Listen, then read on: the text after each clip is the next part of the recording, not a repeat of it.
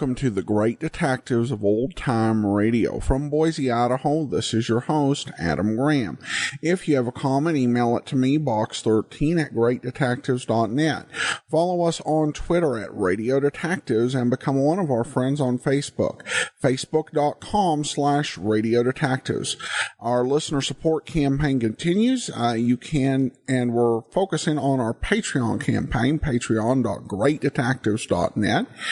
And you can help us launch a full-length summer program coming in summer of next year if we hit $600 or more in donations. If we hit $800 or more in monthly pledges, we will actually go ahead and upgrade the server. So be sure, and you can pledge anywhere between $2 and $30 or more dollars. Go to patreon.greatdetectives.net to support the program on an ongoing basis. You can also support us on a one-time basis at support.greatdetectives.net.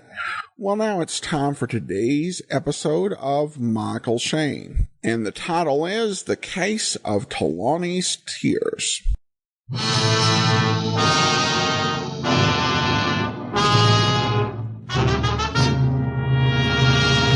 Before I knew it, my back was against the wall.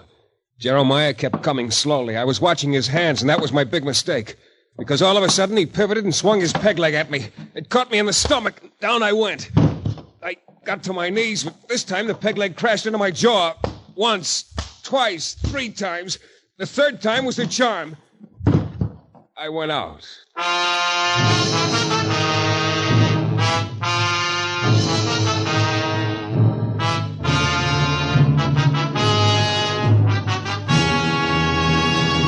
The New Adventures of Michael Shayne, Private Detective, starring Jeff Chandler.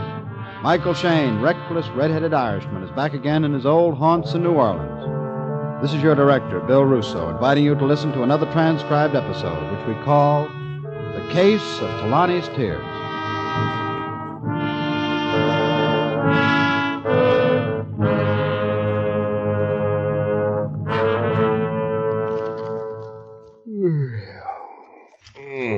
Same old stuff. Never anything new in the papers anymore. Oh, well, it's time for dinner anyway. Hey. Mikey!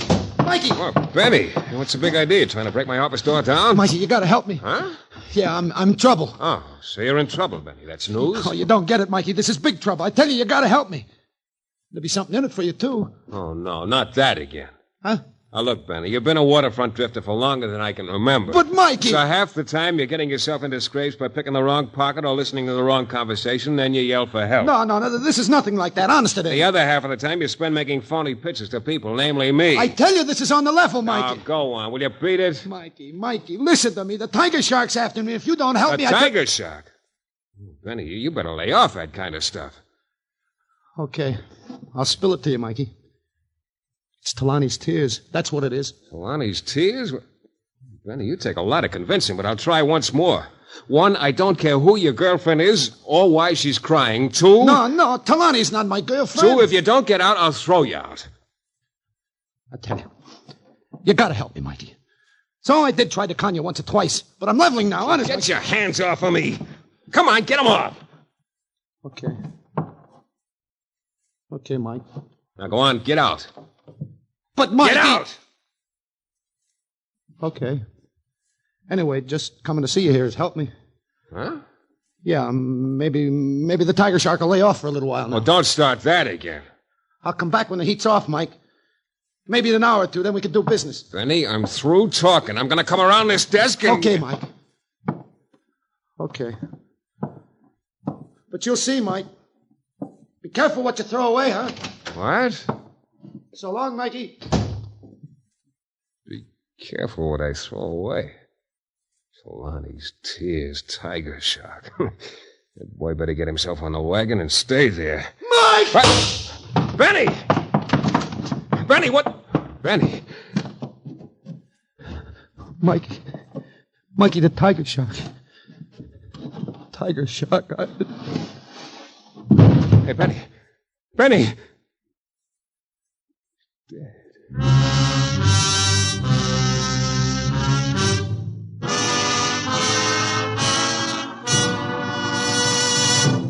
In a moment, we'll return to the new adventures of Michael Shayne and the case of Tahlani's tears.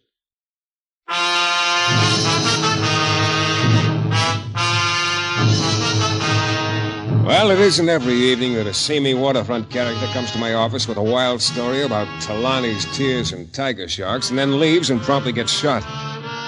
When I sent for the police and told them Benny's story, they couldn't make any more sense out of it than I did. After they left, I sat in my office, fishing the last cigarette out of the pack on my desk while I tried to fit the whole thing together. But none of the pieces were the right shape, so I gave up and started out to get some more cigarettes. And half a block down the street, a little gent with a face like a chipmunk fell into step. Good evening, Mr. Shayne. Who are you? It's a dark night, Mr. Shayne. I'm afraid of the dark, so I thought I'd walk with you a little. You mind? Yeah, look, Chuckles. Not Chuckles, Mr. Shayne. Alex. My name is Alex. Okay, Chuckles, now beat it. Mr. Shayne, you have something which I wish. Please give it to me. What are you talking about? Oh, you know what I'm talking about, Mr. Shayne. Oh, yes, indeed. Look, I'm in no mood for riddles. Shove off. Mr. Shayne, I do not think you like me, Mr. Shayne. Nobody likes me, I guess. I can understand that without much trouble. But I do have one friend, Mr. Shayne. Congratulations. Yes. He is right here with me. My knife. And all of a sudden, the knife was headed for my ribs. I brought my elbow down hard, and it hit his wrist just in time. The knife cut through my coat, and the flat of the blade slid across my back. It was cold. Alex jerked his hand back for another try, but he never made it, because right then my fist landed between those chipmunk cheeks. His knife flew into the street, and Alex bounced off the wall behind him. He shivered a little and started to sag, but as I started toward him, he suddenly darted into an alley and disappeared. So I headed back for my office. I was one bewildered guy. All of a sudden, life was full of surprises, like the one that was waiting for me in my office. This surprise had black hair, green eyes, and a very red mouth. Hello, Michael. Oh. Hello, who are you? Margot? Yeah. You know, you're the best news I've had all evening. Thanks. I hope you'll turn out to be good news for me, Michael. Look, would you mind telling me why I'm so popular all of a sudden? You're very good looking. Thanks, but I'm pretty sure my manly beauty isn't what brought you around. Michael, did a man named Benny come to see you? Yeah, why? What did he want? What did he say to you? Well, Wait a minute. How come you're so interested in Benny, Margot? Where do you fit into this deal? Benny stole something that belonged to me, Michael. Oh, what was it? I don't know. Huh? But I think you have it now. I have it. Well, now look, I've had nothing but double talk thrown at me all evening, and I'm sick of it. But really, I don't know what it was this man Benny stole from me, Michael. It was a small package, I think. You think? Yes. Michael, do you have any idea at all where Benny went after he left here? Yeah, I got a very good idea. He went to the morgue. You mean he's dead? Very. But how? Murdered. I don't know who killed him, and I don't know why. No, maybe I'll never know what it was he stole from me. Oh, now, wait a minute. I still don't get what you mean by that. I'll tell you all I know, Michael. It isn't much. Okay. Hey, look, you get a cigarette? Uh-huh. Here. Thanks. Started out to get some a while ago, but I never quite made it. Here's a light. Thanks. Oh, what? Never seen eyes quite that green in all my life. You're an authority on the subject, Michael. Well, at times, namely now, I'd like to be. Oh? The story you were going to tell me. Oh. Oh, yes. Well, my father spent his last few years traveling, Michael. Right up until he passed away last month in India. Oh? Just before he died, he wrote and told me he was sending something very valuable to me. A man was coming from India with it. You mean somebody came all the way from India to bring it to you? Yes, but I was late meeting the boatman. When I reached this messenger, he told me he'd been attacked and robbed. Well, didn't he tell you what was in the package? Well, he didn't know the package had been sealed. But some men at the waterfront told me the man who attacked the messenger was this man, Benny. One of them said Benny was coming to your office, so I looked up your address. Here I am. Michael. Yeah? You said Benny didn't give you anything. You weren't lying to me, were you? No, I wasn't lying, Margot. Look, in the morning I'll nose around a little down at the waterfront. I can't guarantee anything, but maybe I'll find some crony of Benny's who can throw a little light on the subject. I hope so. You know something, Michael? Yeah?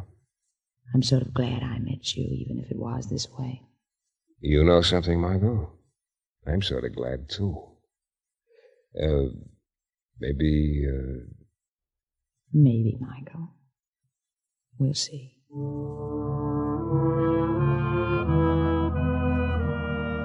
I sat at my desk for maybe 5 minutes after Margot left, trying again to remember if Benny had said anything that might make sense. All I could come up with was Tahlani's tears and tiger shark, neither of which did. So I gave up for the night and walked out of my office. Just as I closed the door behind me, I stopped. Coming slowly down the hall toward me was one of the biggest guys I'd ever seen. On his head was a wool-stocking cap. He had a peg leg, and his voice was like an overworked foghorn. Well, good evening, Mr. Shayne. Good evening. My name is Jeremiah. Oh, no, not again. What's that, Mr. Shayne? Look, don't tell me I've got something you want. I don't know about that, Mr. Shayne. Come along, let's get underway. Huh? The skipper wants to have a little chat with you. Oh? Just who is the skipper? Mr. Sick is his name. Mr. Sick? That's right, Mr. Shayne. Oh, he's not really a skipper. That's just a nautical figure of speech. Yeah, I know. I was once a Sea Scout. Now, just what does this guy Sick have on his mind? Mr. Shayne, all I'm to do is navigate you to Mr. Sick. It's up to him to tell you what he has on his mind. Oh? Well, look, Jeremiah, supposing I decide I don't want to have a chat with Mr. Sick, what then? Well, Mr. Shayne, with this belaying pin I've got in my hand, I think I could stove in your skull like an eggshell. Then I could trice you up like a furled mainsail and lug you there under my arm. Yeah. Yeah, you probably could and would. Okay, Moby Dick. Let's go.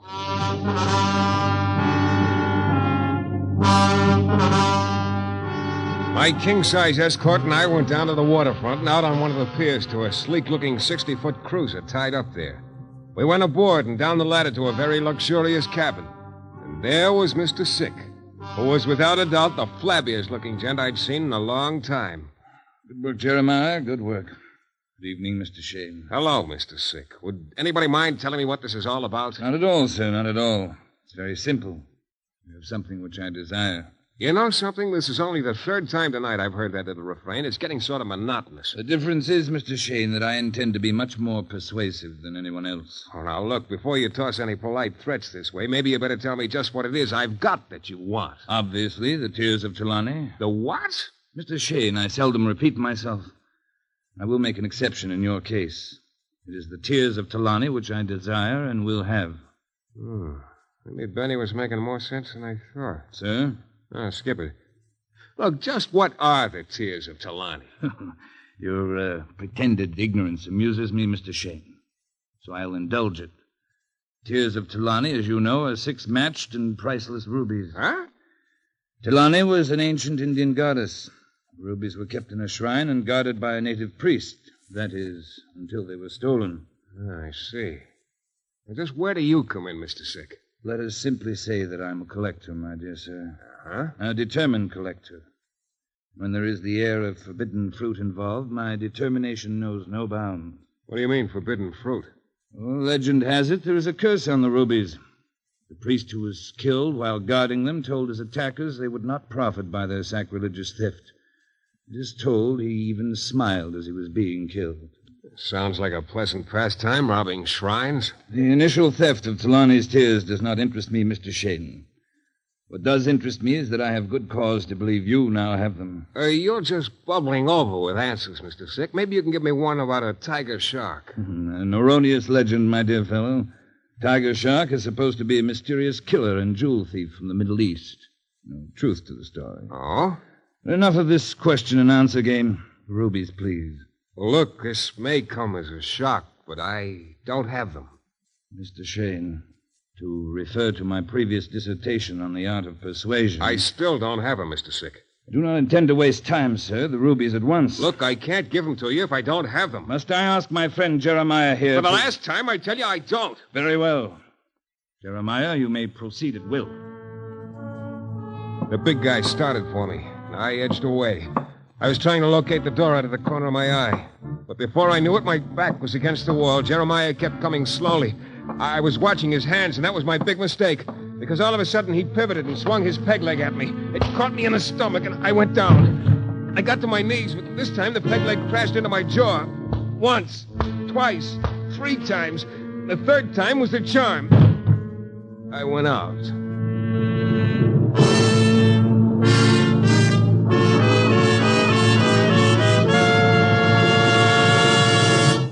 In a moment, we'll return to the new adventures of Michael Shayne and the case of Tahlani's tears.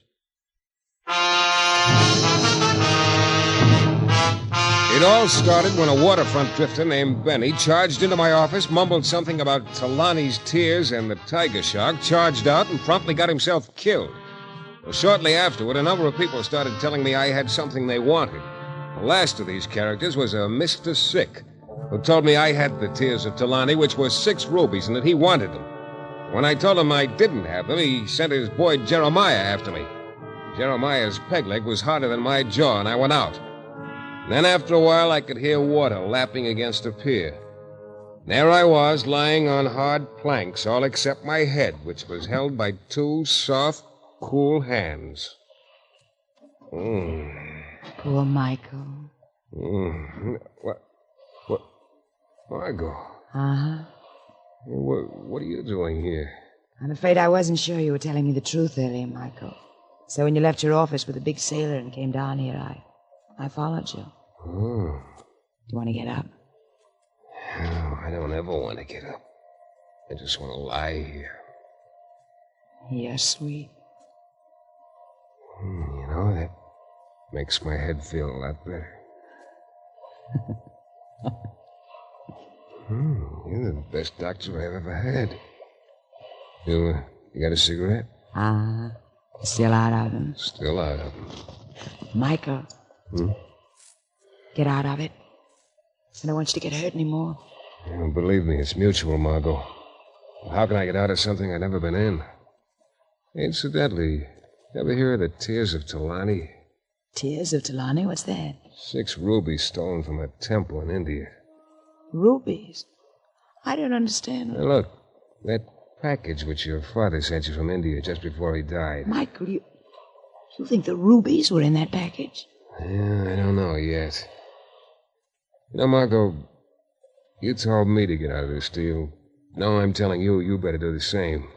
None of it smells good. I'm going to get out of it, Michael. If it's those stolen rubies that were in that package, I don't want any part of it. Well, that's good to hear. Michael, please. Don't get mixed up in any more of it. Please. You're so convincing. Okay, baby, I'll tell you what. As of tomorrow morning, we'll both of us forget the whole deal, huh? That's a promise? That's a promise. After all, there are a lot pleasanter things you and I could concentrate on. Aren't there? Well, as far as I was concerned, that was it. I was through.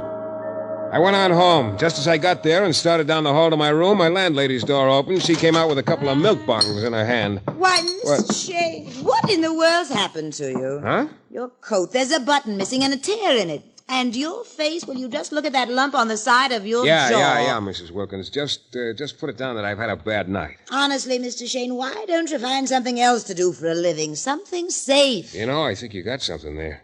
Hey, look, would you mind sending this coat out to be fixed first thing in the morning? I'm going to sleep late. Sure, just leave it with me. Okay, thanks. Yeah, I'll empty the pockets, fountain pen, wallet, couple of bills. That's funny. What is?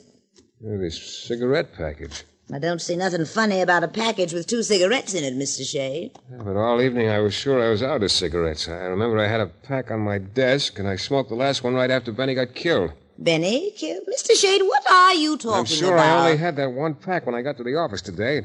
Anyway, these aren't my brand. Wait a minute. Mr. Shayne, what is it? Oh, never mind, Mrs. Wilkins. I'll see you later.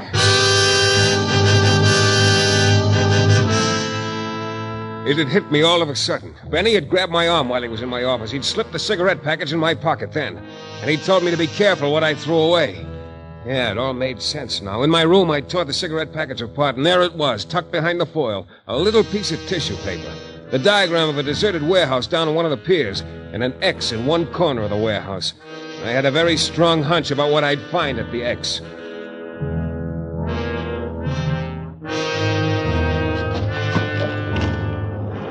I let myself into the warehouse a little after midnight. It was dark inside.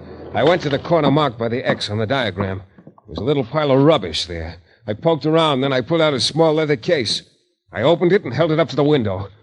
There were 6 flashes of red. Yeah, the tears of Tahlani.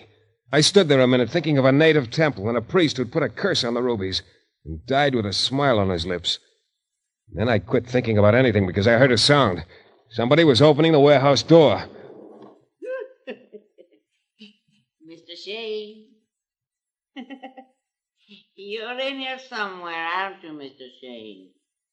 I'll find you, Mr. Shayne. Yeah, it was Alex, the giggling knife thrower. He was silhouetted against the open doorway for a second, and then he started slowly across the warehouse toward me. I began circling around to my left. The idea was to try and get past him to the door, and then I stumbled into a crate. A knife plunked into the wood an inch from my ear. Well, at least my boy had lost his sting. I straightened up, and it almost cost me my life. Then I realized Alex probably had a year's supply of cutlery with him. So I started circling again, and this time I didn't make any noise. Finally, I got to the open door and eased outside. But as soon as I hit the pier, something very familiar came flying through the air at me. It was Jeremiah's peg leg. Oh! Well, now, Mr. Shayne, you shouldn't be trying to leave in such a hurry. There! Oh! This hammerlock ought to keep you nice and peaceful, Mr. Shayne. If you move, your arm will snap like a masthead in a hurricane. Jeremiah, you... Don't try to talk just yet, Mr. Shayne. Just get your wind back. Getting hit in the stomach's kind of hard on a man. Yeah, you're so right. Jeremiah. Mr. Shayne is with me, Alex. Good. I was afraid. He outmaneuvered you, Alex. You will please not tell Mr. Sick that, Jeremiah. So, you and Alex are on the same team. Hey, Jeremiah? Shipmates, Mr. Shayne. Shipmates. Come on, time to shove off. To see Mr. Sick again, of course. Of course. And with that small package that's sticking out of your pocket, Mr. Shayne, I can tell you'll be a very welcome visitor. Come along. So I came along. I didn't exactly have much choice. But much to my surprise, we didn't go to Mr. Sick's boat, but to an apartment a few blocks away from the waterfront. Mr. Sick was waiting for us there with a broad, yellow-toothed grin splitting his purple lips. And now, Mr. Shayne, kindly hand me that leather case. Okay. At last. You will be happy to know you've saved Jeremiah's life, Mr. Shayne. What do you mean? It was Jeremiah's blunder which lost us the map to your friend Benny. I don't get it. We've been on the trail of these rubies for some time. Jeremiah finally persuaded the original thief to give him the map showing him where the rubies were hidden. Then he was careless enough to lose it to Benny before we'd even gotten a look at it. I see. I do not tolerate blunders. If Jeremiah had cost us the rubies, he'd have paid with his life. Well, you tell him I'm very happy for him, Mr. Sick. Oh, but I do not intend to see him again, Mr. Shayne. Or Alex, for that matter. Oh, you're quite the cagey kid, aren't you? A quaint way of putting it, but fairly accurate. So this jewel thief and killer called the Tiger Shark is just a legend, huh? Oh, I could see you were not convinced earlier this evening when I told you there was no such person. Yeah. Well, you don't mind me asking one more question? Not at all. What happens to me? Mr. Shayne, within the minute you will discover that any encounter with a tiger shark is inevitably fatal.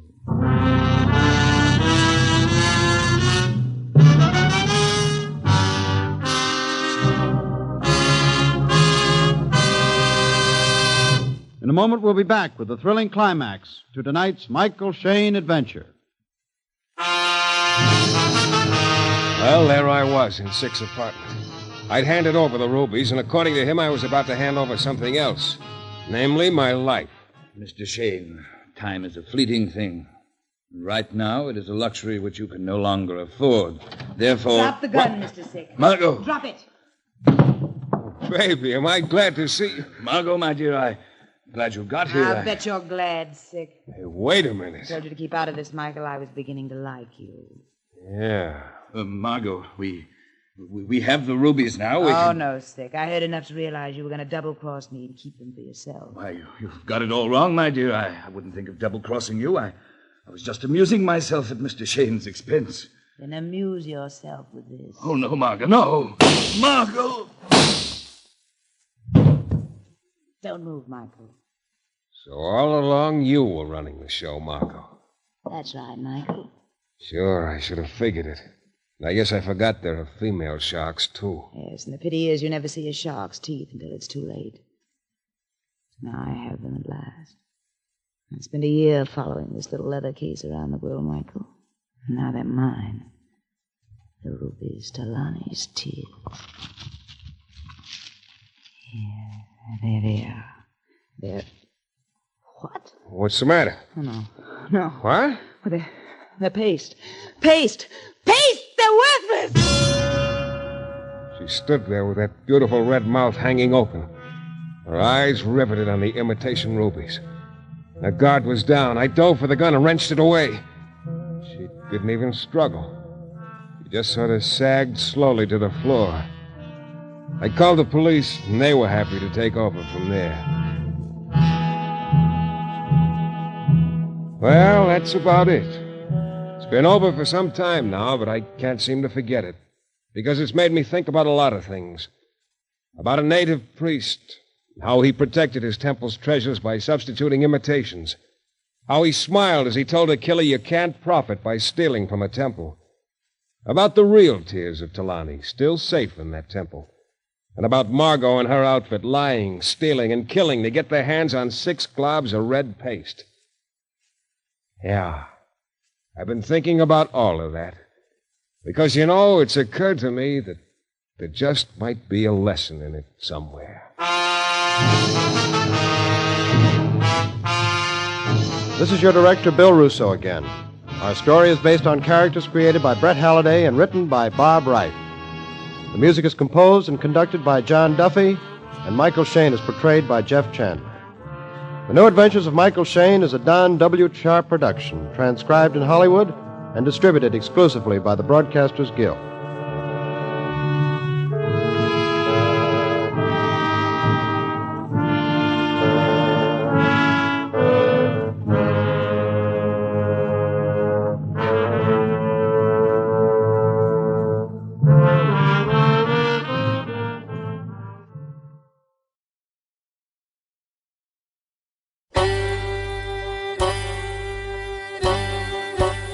Hi, this is Andrew from OTRWesterns.com. I wanted to invite you to come take a look at our site.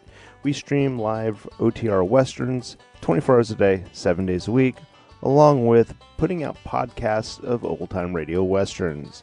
Check us out at OTRWesterns.com. You're listening to The Great Detectives of Old Time Radio with Adam Graham. Now let's get back into the show.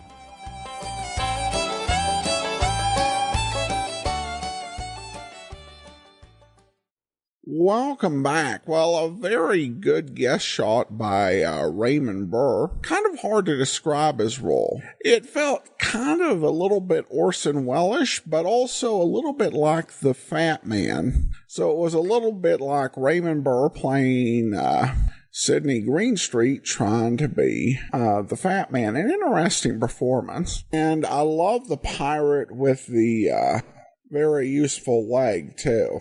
That was a nice touch. We do turn to listener comments and feedback. And comment from Joel on Michael Shayne. And he writes in. And Joel says, Shayne is the least heroic of any of the noir radio series. He's always getting shot, clubbed, and knocked unconscious. He rarely solves the mystery, but sort of stumbles his way to a solution.